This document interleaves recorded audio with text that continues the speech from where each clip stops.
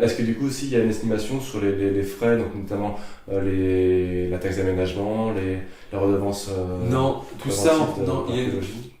non, ça, l'architecte se dégage parce que ce sont tout ce qui est imposition, taxes, même si j'ai un devoir de conseil sur l'accompagnement, sur ce qui peut leur arriver en termes d'imposition, etc. Je ne suis pas responsable ni maître des sommes des différentes taxes émises par les municipalités. Donc je dois simplement leur tenir au courant qu'il y a des taxes, etc. Mais ma fonction s'arrête, on va dire, en tout cas à l'estimatif du coût des travaux. D'accord. Et c'est une question qui rejoint une autre question qui est maintenant un petit peu à la mode, sur tout ce qui est aide financière. C'est tellement vaste et varié et je n'ai pas la compétence ni l'assurance par mon assureur de pouvoir parler, garantir des prix.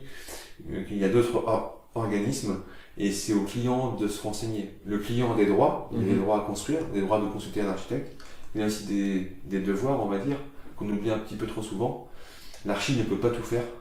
On va dire que l'architecte est un assistant maître d'ouvrage, mais le maître d'ouvrage doit, par exemple, pour sa relation avec EDF, la SOR, etc., c'est lui qui est en première ligne. La relation avec la mairie, il est en première ligne, même s'il peut être accompagné par l'architecte.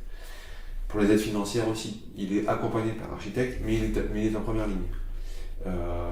Par contre, pour les travaux, je suis responsable de la maîtrise d'œuvre, donc des travaux, même si le client a un contrat avec l'entreprise, c'est moi qui suis responsable. Donc c'est moi qui suis en première ligne par rapport aux travaux.